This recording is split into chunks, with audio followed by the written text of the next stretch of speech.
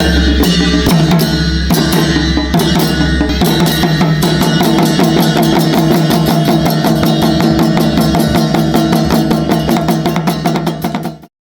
वर्षको प्रतीक्षा, प्रदीप र भावनाको महामिलन। आदरणीय दर्शक महानुभावहरू, आज हामी एउटा यस्तो प्रेम कथाको साक्षी बन्दैछौँ जसलाई समयले परीक्षा लियो र अन्ततः पवित्र बन्धनमा बाँध्यो। कथा सुरु हुन्छ सुदूरपश्चिमको पहाडी काख बझाङ जिल्लाको खप्तड छान्ना गाउँपालिकाबाट, वडा नम्बर 7 गोर्खाली गाउँ, जहाँको हावापानीमा एउटा इमान्दार र सङ्घर्षशील परिचय लुकेको छ। 2056 साल असार 1 गते जब बर्खाको सुरुवात हुँदै थियो, मङ्गल खड्का र सरिता देवी खड्काको आँगनमा ज्येष्ठ सुपुत्रको रूपमा प्रदीप खड्काको जन्म भयो। बुदे खड्काका नाति प्रदीप सानैदेखि शालीन र अनुशासित थिए। उनको बाल्यकाल यही गोर्खाली गाउँको माटो र खप्तरको फेदीमा बित्यो।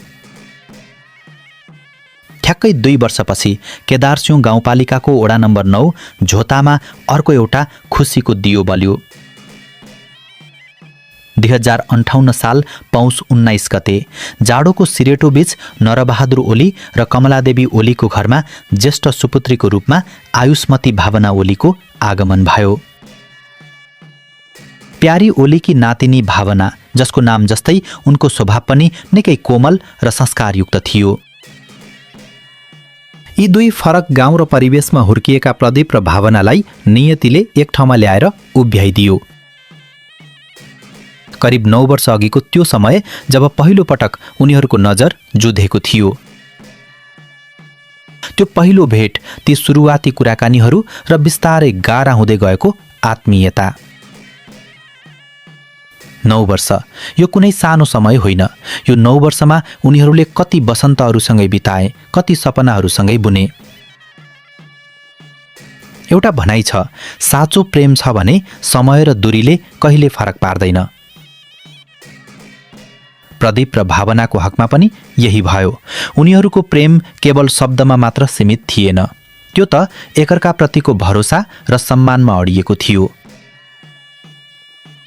9 वर्षसम्मको त्यो अटुट प्रेम सम्बन्धलाई आज दुवै परिवारको सहमतिमा मागी विवाहको रूप दिइएको छ।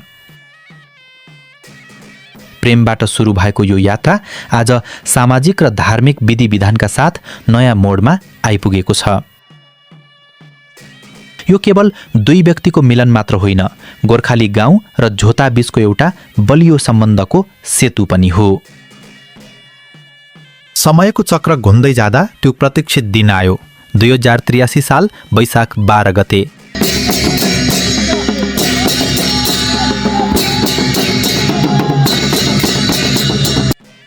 गोर्खाली गाउँमा उत्साहको सिमाना थिएन। प्रदीप खड्का आज चिरञ्जीवी बेहुला बनेर आफ्नो सपनाकी राजकुमारीलाई ल्याउन तयार थिए। पञ्चेबाजाको घन्का र आफन्तहरूको नाचगानका बीच जन्तीहरू झोतातर्फ प्रस्थान गरे। त्यो दिनको आकाश र बतासले पनि प्रदीपको खुसीलाई साथ दिइरहेको भान हुन्थ्यो।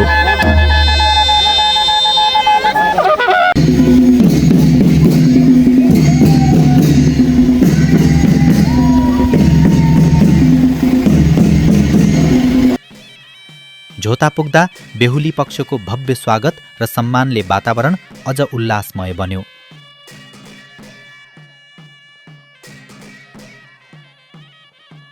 वैशाख 12 गतेको त्यो रात हिन्दू परम्परा अनुसार अग्नि साक्षी राखेर मन्त्रोच्चारणका बीच प्रदीपले भावनाको सिउँदो भरे।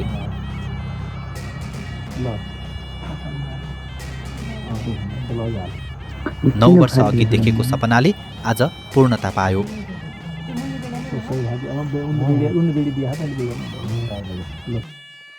भोलिपल्ट वैशाख 13 गते त्यो बिहानी अलि भावुक थियो।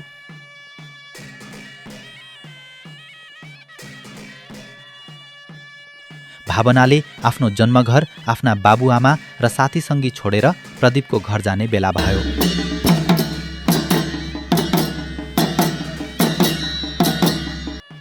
माइती पक्षका आँखा रसाए पनि एउटा भरोसा थियो कि प्रदीपले भावनालाई सधैँ खुसी राख्नेछन्।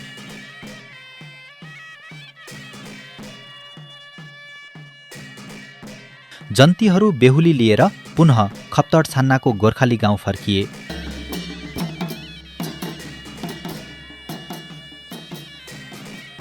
जहाँ नयाँ बुहारीको भव्य स्वागत भयो।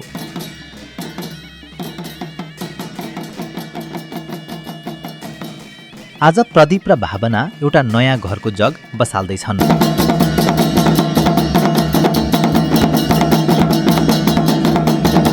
9 वर्षको प्रेमको जगमा उभिएको यो वैवाहिक जीवन सधैँ हिमाल झैँ अटल र पवित्र रहोस्।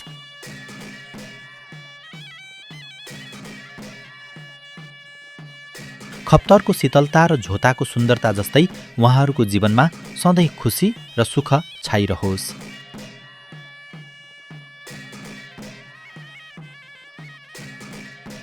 दुई मुटु एक धड्कन, प्रदीप र भावना।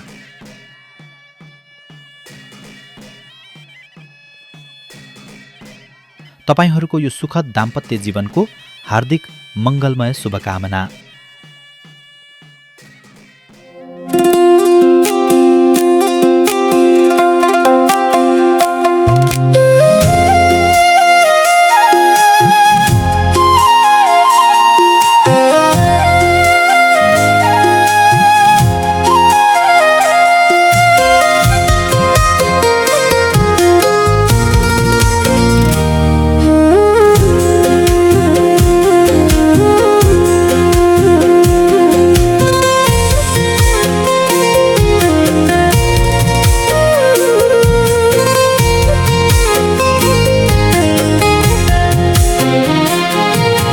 वर्षको प्रेम हाम्रो आज मिलन भयो। प्रतीक्षाको फल मिठो खुसी सँगै भयो। प्रदीप र भावनाको अटुट यो साथ जुनी जुनी सँगै चल्ने समातेर हात।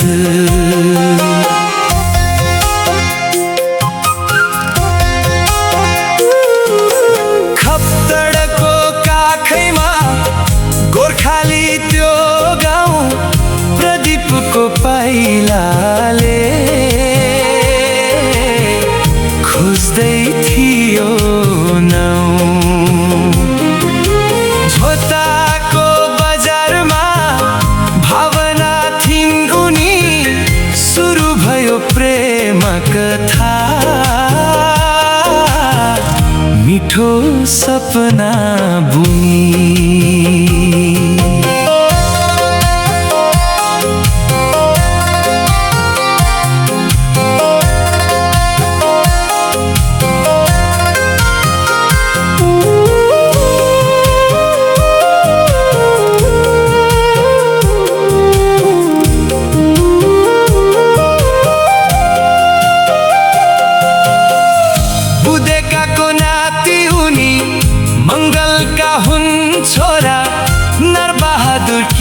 छोरी भावना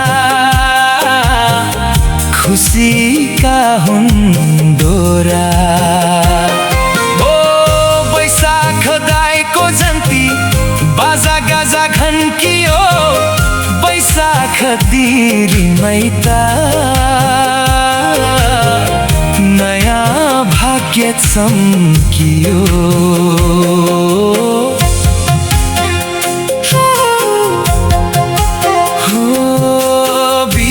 56 को असारमा प्रदीपको आगमन। 2058 को पौषतिर भावनाको त्यो यौवन। ईद मुटुको धड्कनले लेख्यो एउटै कथा। 9 वर्षको प्रतीक्षा पछि पुरा भयो सपना। किन यति मधुरो छ यो कथा, किन यति पवित्र छ यो कथा।